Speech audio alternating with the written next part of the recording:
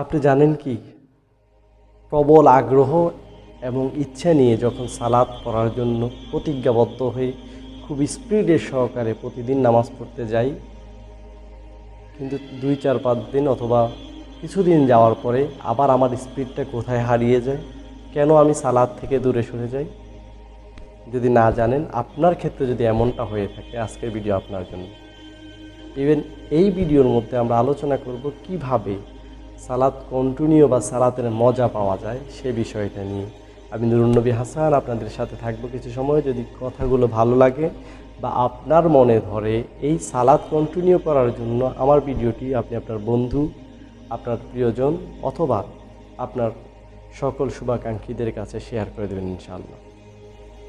1 number কথা, সালাত আমরা পড়ার জন্য প্রতিনিয়তই কখনো না কখনো চেষ্টা করি যে আমি 5 ওয়াক্ত নামাজ কন্টিনিউ করব, কিন্তু কিছুদিন যাওয়ার পরে ঘটনাটা হয় এমন যে আমরা সালাত কন্টিনিউ করার জন্য যে প্রতিজ্ঞাবদ্ধ বা প্রতিশ্রুতি নিয়ে থাকি, নিজে নিজে সংকল্প করে থাকি, কিছুদিন যাওয়ার পরে এই সালাত পড়ার বিষয়টা আমাদের ভিতরে অলসতা তৈরি হয়। কেন হচ্ছে এটা? এই বিষয়টা কি কখনো ভেবে দেখেছেন? এই বিষয়টা হচ্ছে যেই জন্য, সেই বিষয়গুলো আমি এখন তুলে ধরবো, আপনারা নোট করবেন। 1 নাম্বার, আমাদের সালাত কন্টিনিউ করার ক্ষেত্রে প্রথম যে বাধা হয় সেটা হচ্ছে আমরা প্রতিনিয়ত সালাত আদায় করার জন্য চেষ্টা করি। সেক্ষেত্রে সালাত আদায় করতে গেলে আমরা সময় সংকীর্ণতা নিয়ে যাই। 24 ঘন্টা সময়ের মধ্যে কোথাও আমাদের কোনো বিপত্তি নেই, বাধা নেই। আমরা চায়ের দোকানে বসলে টাইমের কোনো হিসাব থাকে না, গল্পে বসলে টাইমের কোনো হিসাব থাকে না, খাইতে বসলে আমাদের টাইমের কোনো হিসাব থাকে না। ইভেন সবচেয়ে গুরুত্বপূর্ণ উপার্জনের ক্ষেত্রে আমরা টাইমের কোনো হিসাব করি না। কিন্তু যখন সালাতে যাই তখন আমাদের টাইমের একটা সংকীর্ণতা থাকে। আমরা একবারে মিনিমাম টাইমটা নেওয়ার চেষ্টা করি, ম্যাক্সিমাম কোনো টাইম আমরা নিতে পারি না। এটা প্রথম বাধা। কিভাবে? আপনি সালাতের জন্য তখনই যাবেন যখন সালাতের ওয়াক্ত হয়। আপনি প্রতিজ্ঞাবদ্ধ থাকবেন যে আমি সবার আগে মসজিদে যাব। হযরত আবু বকর রাদিয়াল্লাহু তাআলা আনহু বা সাহাবা আজমাইনদের দিকে যদি তাকান, তারা মসজিদে সবার আগে যাওয়ার চেষ্টা করতেন, সালাতের জন্য নিজেরা আগে যাওয়ার চেষ্টা করতেন। প্রিয়জনের সাথে কথা বলার জন্য দুনিয়াবি প্রিয় মানুষগুলো যেমনি আগে থেকেই গিয়ে অপেক্ষা করে ঘন্টার পর ঘন্টা, তেমনিভাবে আপনি সালাতের জন্য মসজিদে যাবেন অথবা ঘরের মা বোনরা যখন আদায় করে সালাতের জন্য অবশ্যই কিছু সময় আগে আপনি সালাতের প্রস্তুতি নিয়ে নামাজের বিছানায় বসবেন। সেই ক্ষেত্রে বসার পরে আপনাকে কি করতে হবে? ধীর স্থিরভাবে তাসবিহ আদায় করতে হবে। কারণ সালাতে আসার পূর্বে আমি হয়তো কোনো ফাহেসা বাক্য উচ্চারণ করেছি অথবা বন্ধুদের সাথে কথায় কথায় এমন কোনো কথা বলে ফেলেছি যেটা আমার আল্লাহর রাগ হতে পারে, গুসা হতে পারে।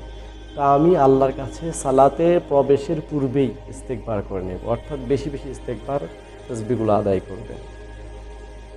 সালাতের পূর্বে ইস্তেগফারের পরেই কিছু সময় আবার রেস্ট করবেন। সেটা হলো, রেস্টটা হবে আমলের রেস্ট। সেটা হলো আপনি সুবহানাল্লাহ, আলহামদুলিল্লাহ, আল্লাহু আকবার এই তাসবিহগুলো পড়বেন। সকল তাসবিহর ফাঁকে ফাঁকে আপনি দুরূদ শরীফ পড়বেন রাসূল সাল্লাল্লাহু আলাইহি সাল্লামের উপরে। যেই দুরূদ আপনার কাছে ভালো লাগে কয়েকবার দুরূদ শরীফ পড়বেন অথবা আবার ইস্তেগফার পড়বেন। দেখবেন আপনার কাছে একটা স্বাদ, একটা প্রশান্তি অনুভূতি হচ্ছে। অতঃপর আপনি সালাতের জন্য প্রস্তুত হয়ে যখন সালাতে দাঁড়াবেন, গদবাঁধা নিয়মে সালাত আদায় করবেন না। গদবাঁধা নিয়ম বলতে আমরা সালাতের ক্ষেত্রে যেটা করে থাকি, বেসিক্যালি আমাদের বাংলাদেশের মানুষ, বেশিরভাগ মানুষ আমরা ম্যাক্সিমাম যেটা করে থাকি সেটা হলো, আমরা মক্তবে অথবা মাদ্রাসায় ওস্তাদ থেকে শিখেছি সালাতের মধ্যে রুকুতে 3 তাসবিহ, 5 তাসবিহ, 7 তাসবিহ অর্থাৎ বেজোড়, সিজদাতেও 3, 5, 7 বেজোড় তাসবিহ আদায় করব। সেক্ষেত্রে আমরা কি করি? সালাতে এসে 1, 2, 3, 5, 7 গণা শুরু করে দিই।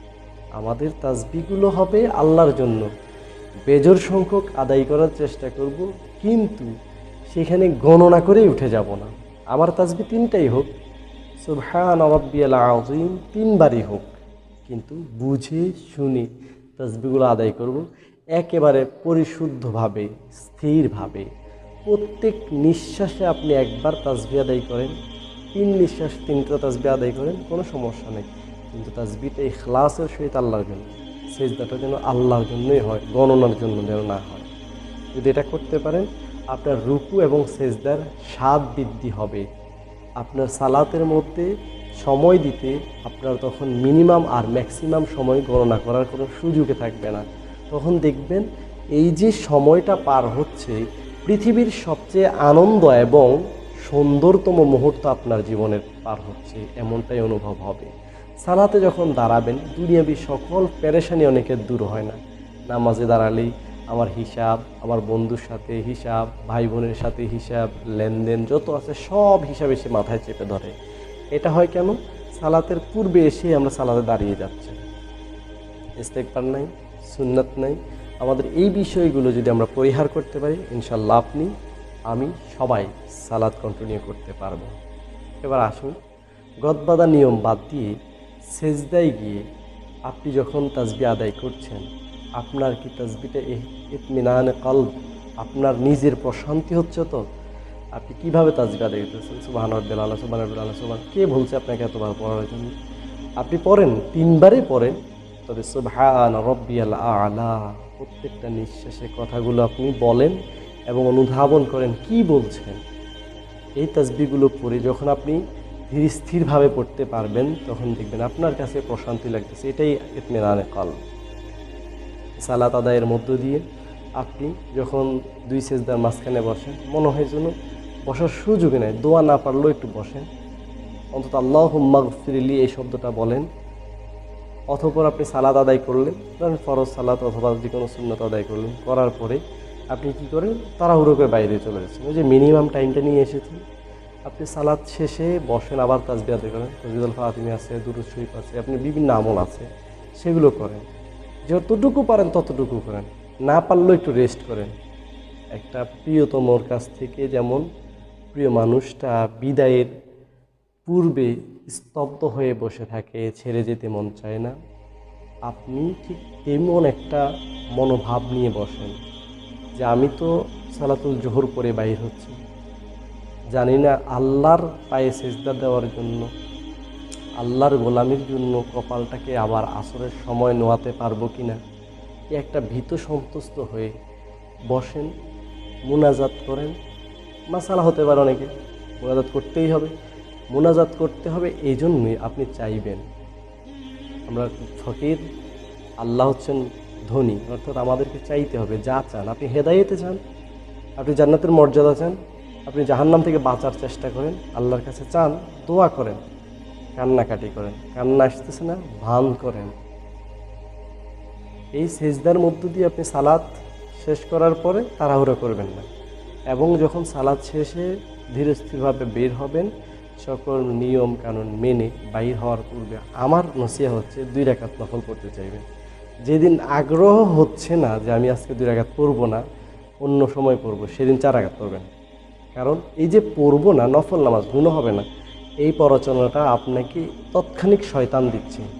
কারণ শয়তানের প্রথম মিশন থাকে একজন আল্লাহওয়ালা থেকে তার মোস্তাহাব অথবা মোস্তাহাসানা, যেটা বোঝেন ছোট্ট আমলটা তার থেকে কর্তন করা। যখন সেটা কর্তন করতে সে সফল হয়, কিছুদিন এই ধারাবাহিকতায় থাকে, এরপরে কিছুদিন পর তাকে প্ররোচনা দিয়ে থাকে নফল নামাজ ছাড়ার জন্য। যখন সে নফল নামাজ ছাড়াতে সক্ষম হয়, অতঃপর সে প্ররোচনা দিয়ে থাকে